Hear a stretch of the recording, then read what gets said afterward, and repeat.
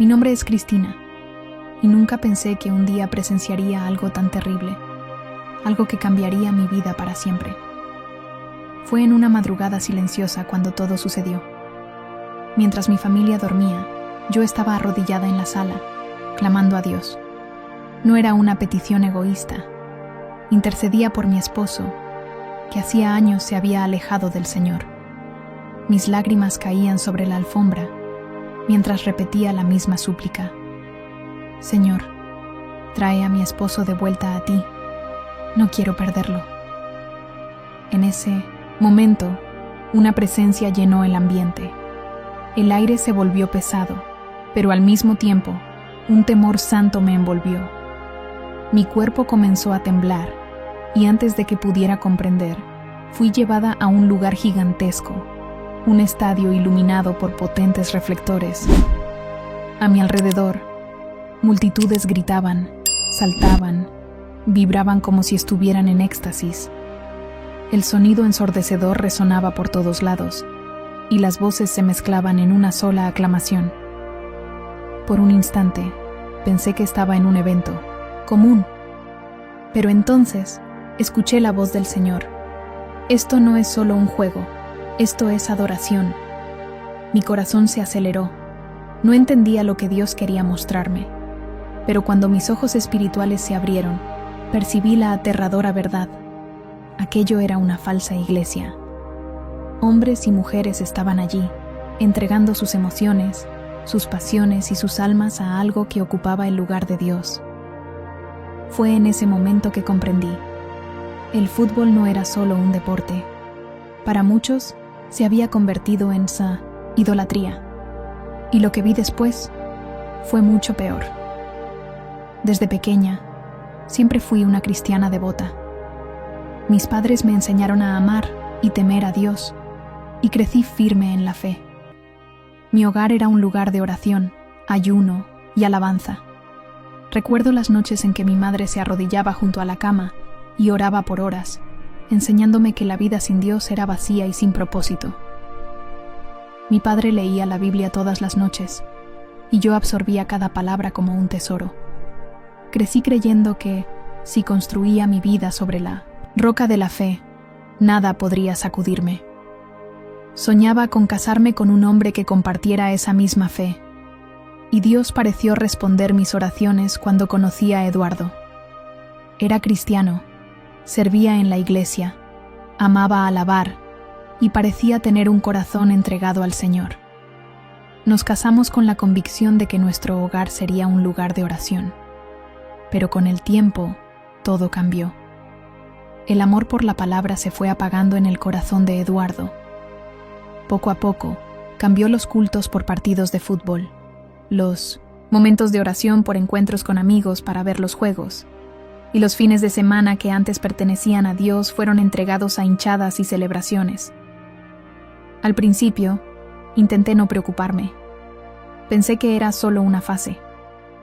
Pero esa fase nunca terminó. Ya no oraba, no leía la Biblia, y poco a poco, su fe parecía volverse algo distante e irrelevante. El fútbol se convirtió en su prioridad. Si su equipo perdía, se irritaba. Si ganaba, pasaba el día entero festejando. Nada más importaba. Las discusiones comenzaron. Yo intentaba llamarlo a volver al primer amor, pero él se reía y decía: Cristina, todavía creo en Dios, solo no soy fanático como tú. Cada vez más, me sentía sola dentro de mi propio matrimonio. Eduardo estaba ahí físicamente, pero su corazón ya no me pertenecía, y tampoco pertenecía a Dios. Lo peor era ver a nuestra familia desmoronarse poco a poco, mientras yo intentaba desesperadamente sostenerla. Fue entonces que comencé a clamar a Dios sin cesar por la conversión de mi esposo. 7 años de oraciones intensas, de ayunos que me dejaban débil físicamente, pero fortalecida espiritualmente. 7 años de lágrimas derramadas sobre la almohada mientras él dormía a mi lado, ajeno al dolor que consumía mi corazón. Al principio, intentaba convencerlo con palabras. Le hablaba de cómo extrañaba verlo en la iglesia, de leer la Biblia juntos, de tener un matrimonio cimentado en la fe, pero él siempre respondía con una sonrisa irónica: Cristina, déjalo ya. Todavía creo en Dios. Solo creo que exageras. Dios quiere que seamos felices también. ¿Feliz? ¿Cómo podía ser feliz viendo a mi esposo alejarse cada vez más del Señor? El hombre que alguna vez levantaba las manos en el culto, ahora levantaba copas en bares celebrando victorias de un equipo. El que antes se arrodillaba para orar, ahora se arrodillaba frente a un televisor para ver los penaltis de una final.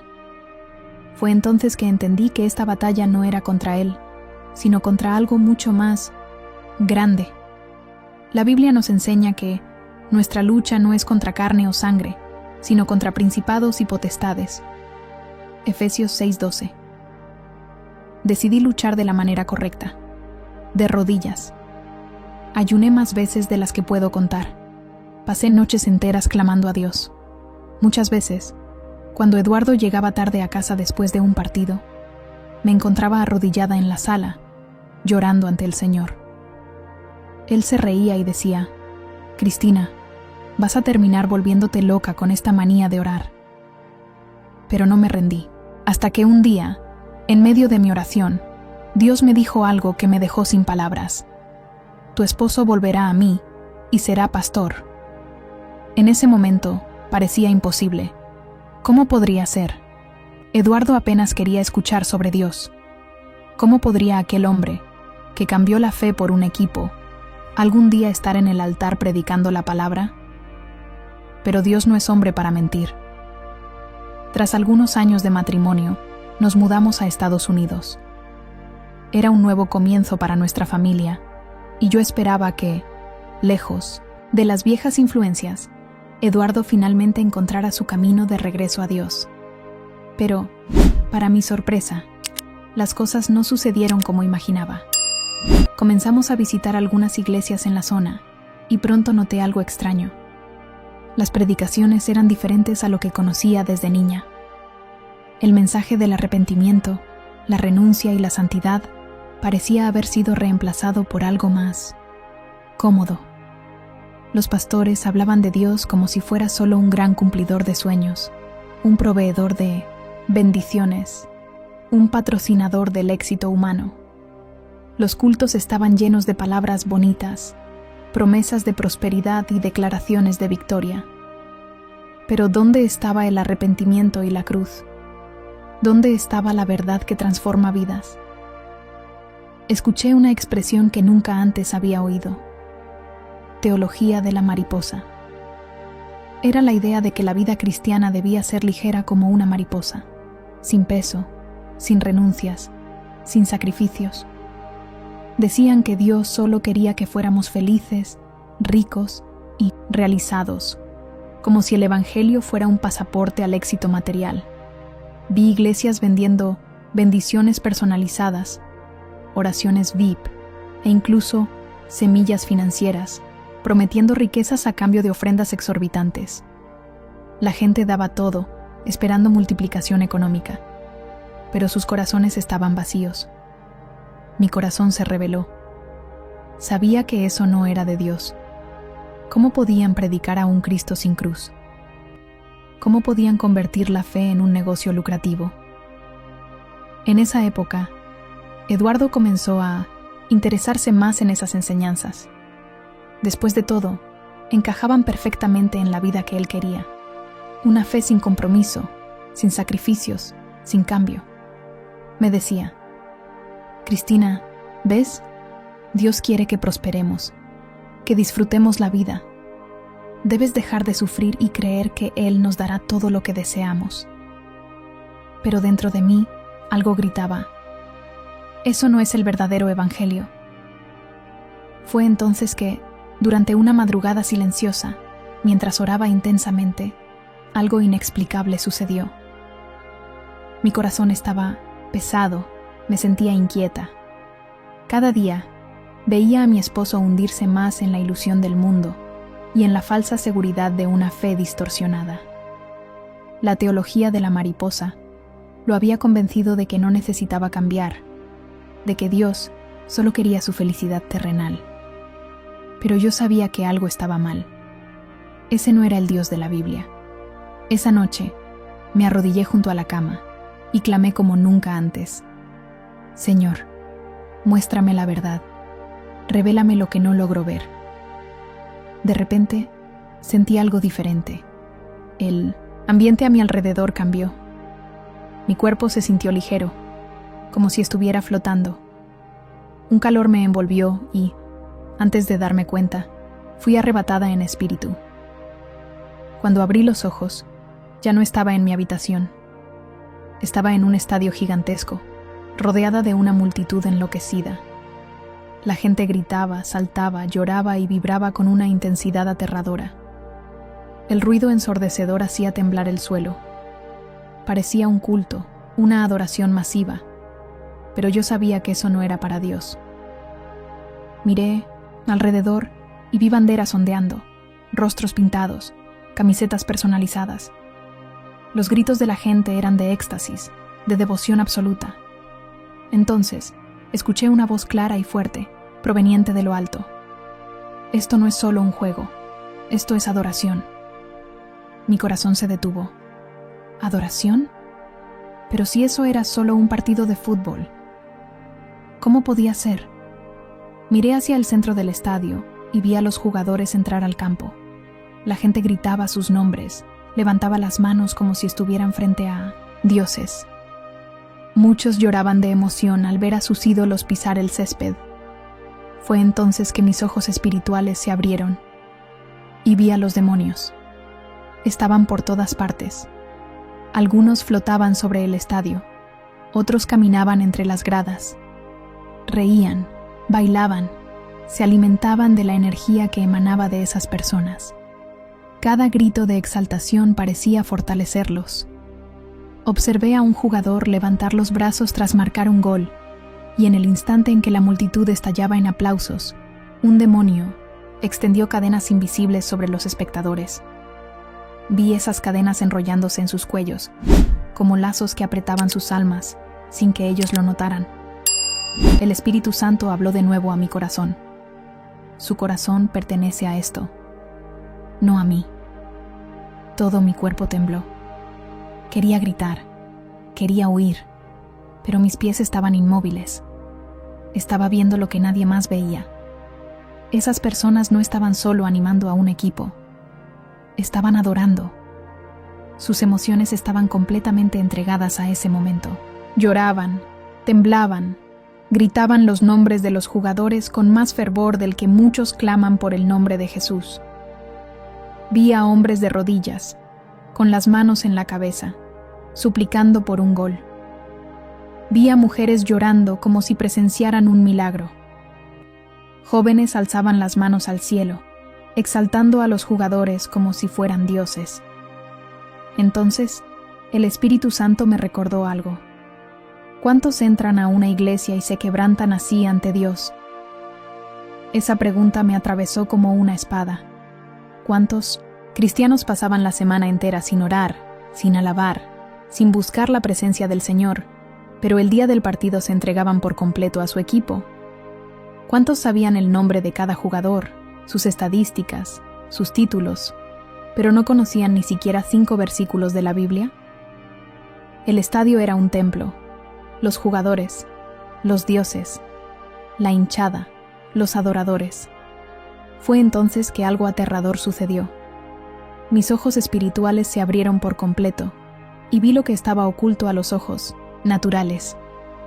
En lo alto del estadio, sobrevolando la multitud como buitres al acecho, había demonios inmensos, de formas grotescas.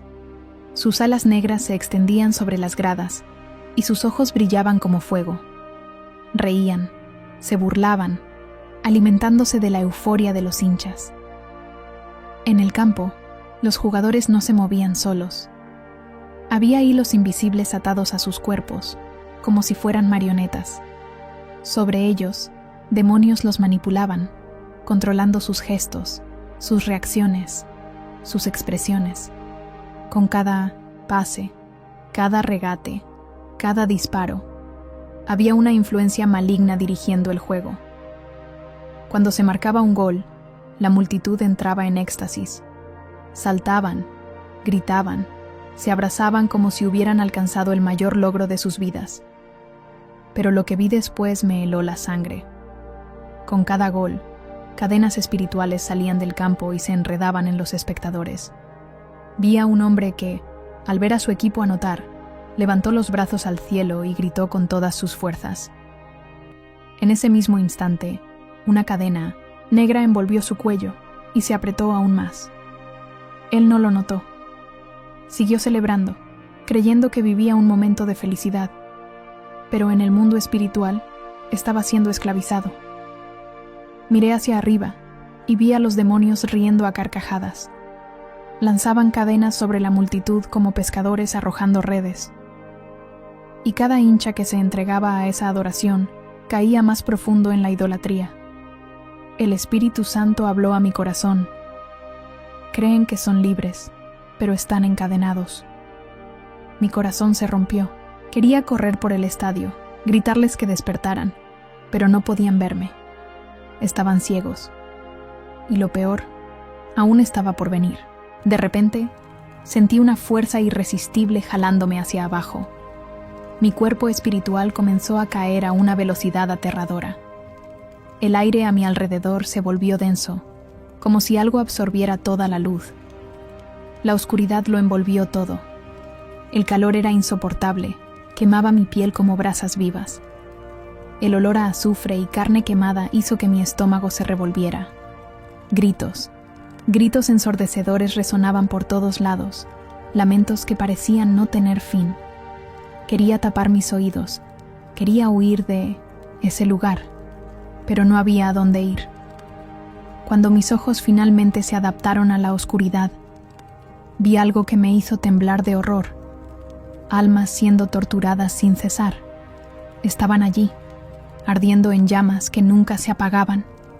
Algunas se retorcían en desesperación, otras se golpeaban el rostro, llorando, gritando frases que se repetían como un eco de arrepentimiento tardío.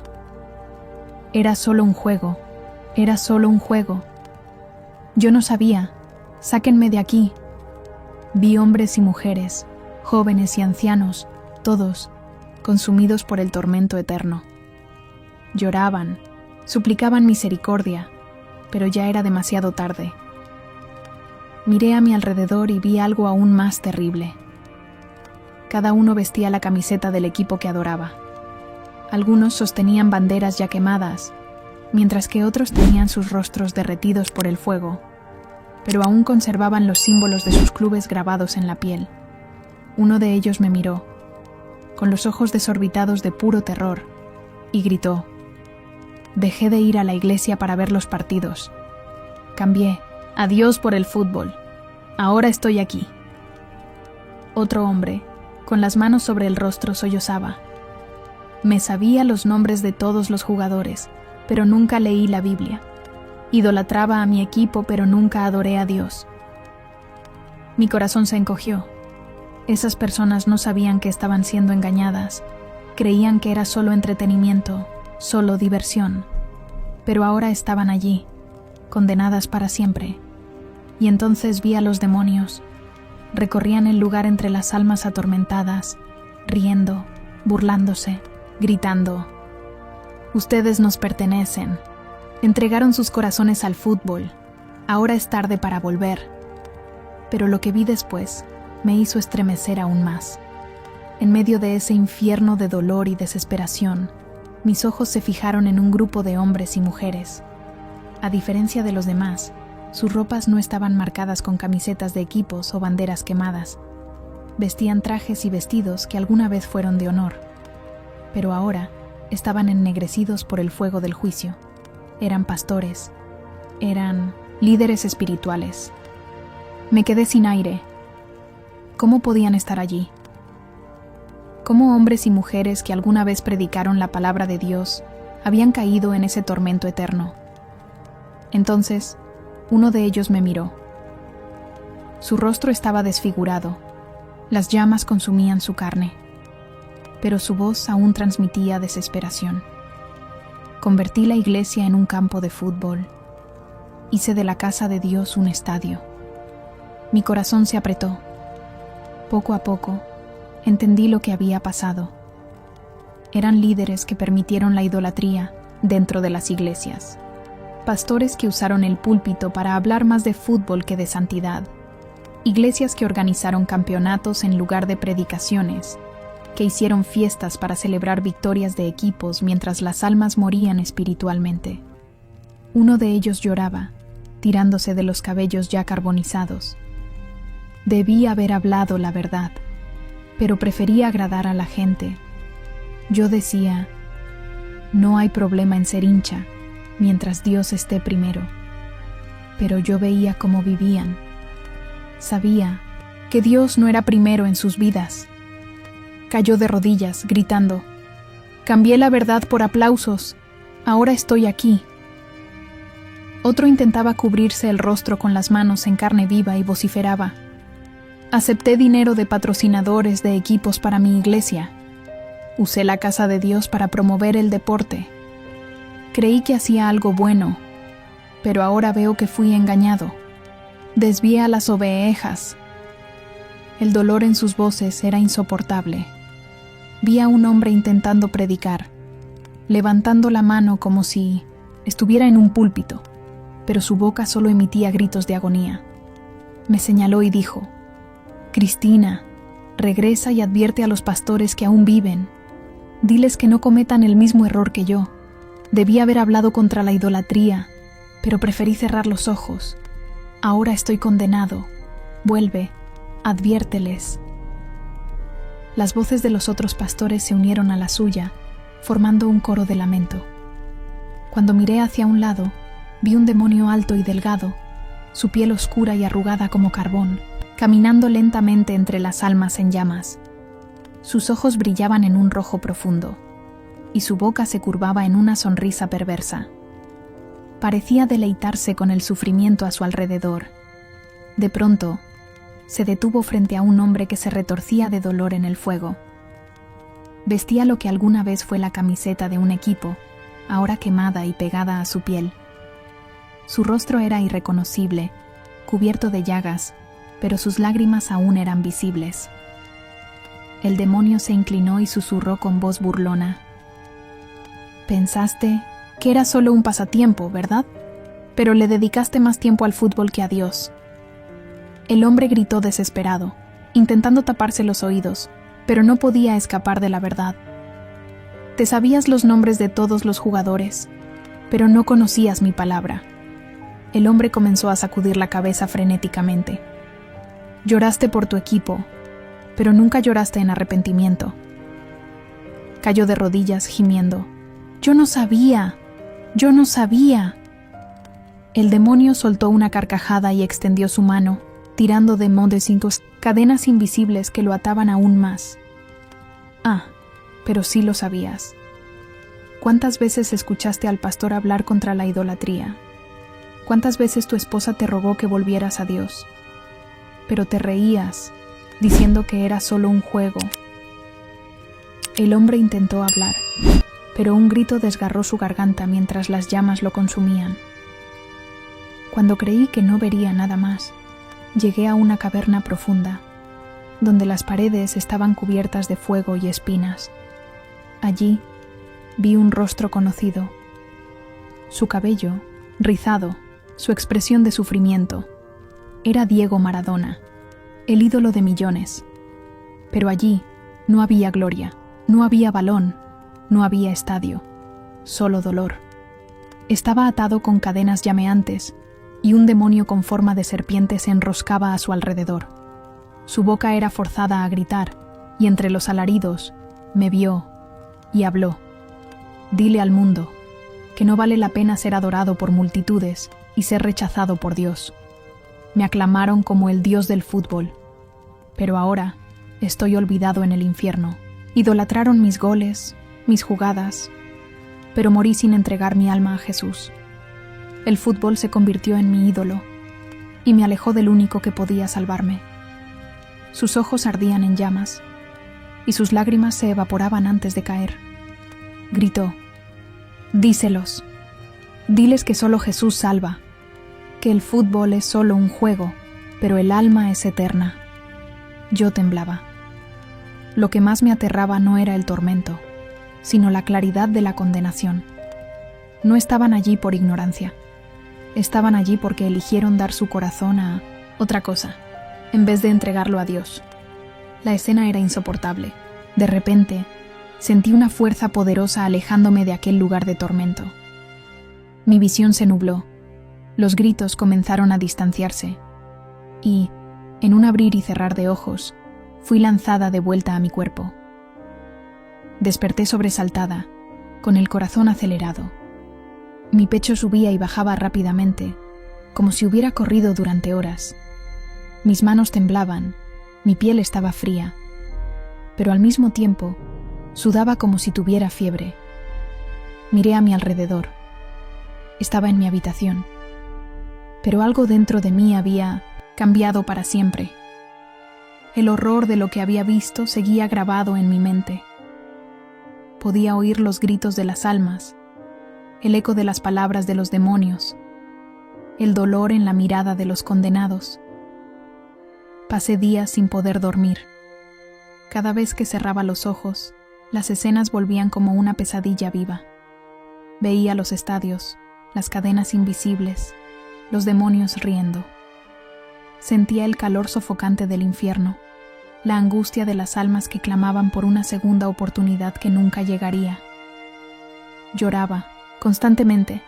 Me sentía aplastada por un peso espiritual que no podía explicar. Señor, ten misericordia. Era lo único que lograba decir en oración.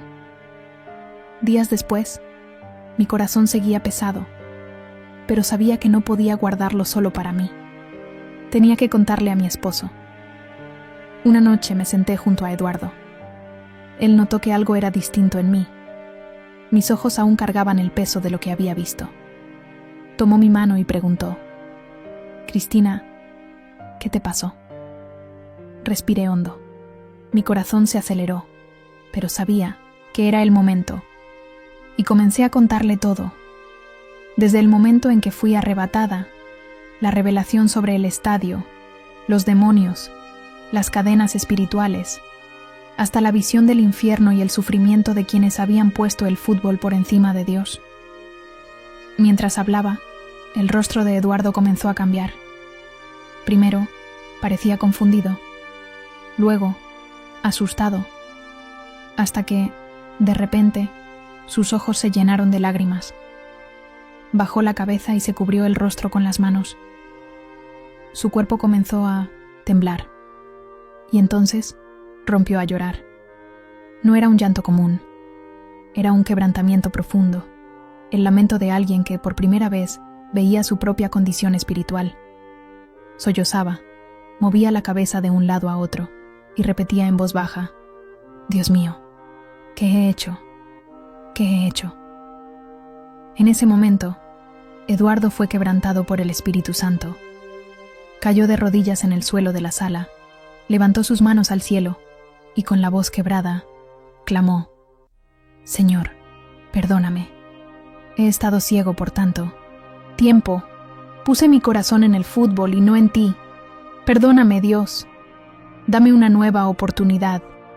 Me arrodillé a su lado y lo abracé. Lloramos juntos, clamamos juntos. Por primera vez en años, mi esposo estaba de vuelta en los brazos del Padre. Esa misma noche, Eduardo tomó una decisión radical. Se deshizo de todo lo que lo ataba al fútbol. Quemó camisetas, rompió banderas, tiró todo lo que lo hacía tropezar. Y, como Dios había prometido, volvió a la fe con más fuerza que nunca. Se convirtió en un hombre de oración. Comenzó a buscar a Dios diariamente, a leer su palabra con fervor, a ayunar. Y entonces, algo aún más increíble sucedió. Recibió un llamado pastoral. Dios me había prometido que Eduardo volvería a él y sería pastor. Y ahora veía esa promesa cumplirse ante mis ojos. Después de la transformación de mi esposo, supe que mi misión no había terminado. Dios no me mostró todo aquello solo para guardármelo. El peso de la revelación ardía en mi corazón. Tenía que advertir a la iglesia. En la primera oportunidad, le pedí al pastor de nuestra congregación que me permitiera compartir mi testimonio. Al principio, dudó, pero después de escuchar mi experiencia, accedió. El día del culto, subí al púlpito con las manos sudorosas y el corazón acelerado. Sabía que mi mensaje no sería fácil. Muchos allí, como mi esposo antes, veían el fútbol solo como un entretenimiento inofensivo. Pero tenía que decir la verdad. Tomé el micrófono, respiré hondo y dije: hermanos, Dios me reveló algo que cambió mi vida, y hoy me trajo aquí para abrir sus ojos. La iglesia quedó en silencio.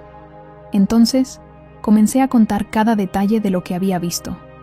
Hablé del estadio, los demonios, las cadenas espirituales, las almas en el infierno gritando en arrepentimiento tardío. Conté sobre los pastores que permitieron que la idolatría entrara en la casa de Dios, y ahora pagaban el precio. Con cada palabra, veía los rostros de la congregación cambiar. Algunos parecían impactados, otros bajaban la cabeza avergonzados. Vi hombres y mujeres conteniendo las lágrimas. Cuando terminé, un silencio profundo llenó el templo. Entonces, un hombre levantó la mano, con los ojos llorosos, y dijo: hermana, esta palabra era para mí. Siempre pensé que el fútbol era solo un pasatiempo, pero ahora veo que ha ocupado el lugar de Dios en mi vida. Una mujer al fondo comenzó a llorar y confesó: peleé con mi esposo muchas veces porque pasaba más tiempo viendo fútbol que conmigo y nuestros hijos. Ahora, entiendo que no era solo un problema marital, era un lazo espiritual. Otros comenzaron a levantarse, quebrantados.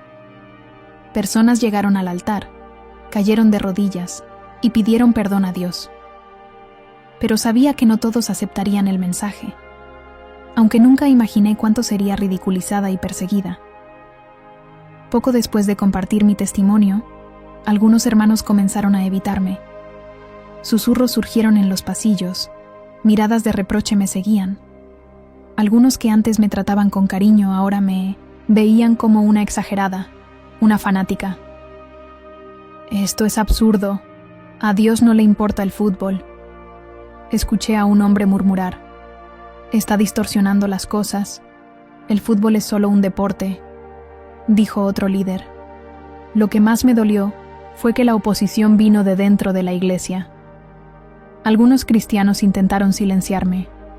Pastores me prohibieron hablar de lo que viví, diciendo que esparcía miedo innecesario y causaba división. Amigos cercanos se alejaron, diciendo que iba demasiado lejos. Una noche, recibí una llamada de un líder influyente que conocía desde hacía años. Cristina, basta, estás causando confusión. No arruines tu reputación con estas historias. Solo sigue con tu vida. Pero no podía callarme. Si querían llamarme fanática, que lo hicieran. Si querían rechazarme, que me rechazaran. Prefería ser odiada en la tierra que ser culpable ante Dios por no haber hablado. Jesús dijo: si el mundo los aborrece, sepan que a mí me ha aborrecido antes que a ustedes. Juan 15:18. Sabía que pagaba el precio por decir la verdad. Pero, al mismo tiempo, algo en mí decía que había personas escuchando, siendo transformadas, siendo liberadas. Y entonces, Dios comenzó a mostrarme los frutos de la obediencia.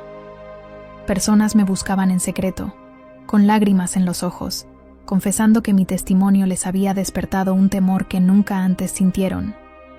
Hombres y mujeres reconocieron que habían puesto el fútbol por encima de Dios. Un joven me escribió: hermana Cristina, gastaba todo mi dinero en camisetas de mi equipo, viajando para ver partidos. Pero nunca di una ofrenda en la iglesia, nunca ayudé a un necesitado. Después de su testimonio, entendí que estaba atado. Hoy me arrepentí y lo tiré todo. Quiero vivir para Dios de verdad. Otro hombre, que antes peleaba con su esposa por los partidos, me dijo llorando: entendí que pasaba más tiempo viendo fútbol que orando con mi familia. Siempre tenía tiempo para un partido, pero nunca para leer la Biblia. Mi hijo sabía los nombres de todos los jugadores, pero ni un versículo. Ahora cambiaremos eso. Vi familias restauradas. Padres que antes ignoraban a sus hijos por el fútbol, ahora enseñaban la palabra en casa. Parejas en conflicto por los partidos comenzaron a buscar a Dios juntos. Un día, recibí un video que me hizo llorar. Un grupo de jóvenes quemaba sus camisetas de fútbol, arrodillados, llorando y orando, renunciando a la idolatría. Gritaban: «Solo tú, Señor, eres digno de adoración. Solo a ti serviremos». En ese momento, lo entendí. Por más que se burlaran de mí, por más que me persiguieran, Dios estaba actuando. Después de todo lo que viví, después de las visiones aterradoras, los gritos en el infierno y las almas encadenadas, no puedo callarme. Debo dar esta última advertencia.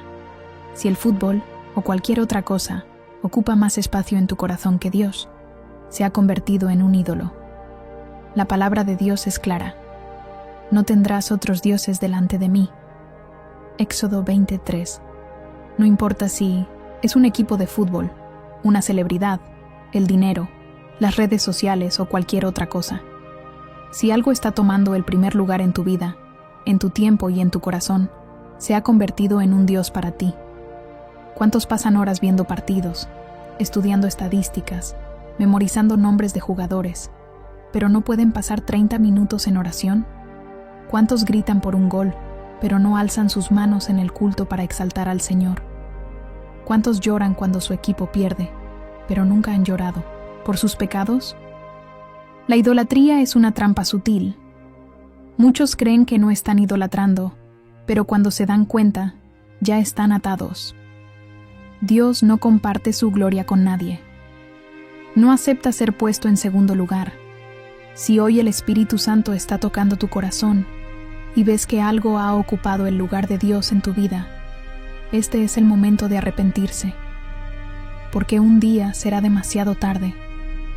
Después de todo lo que has escuchado, la decisión ahora está en tus manos. Dios te da una oportunidad hoy.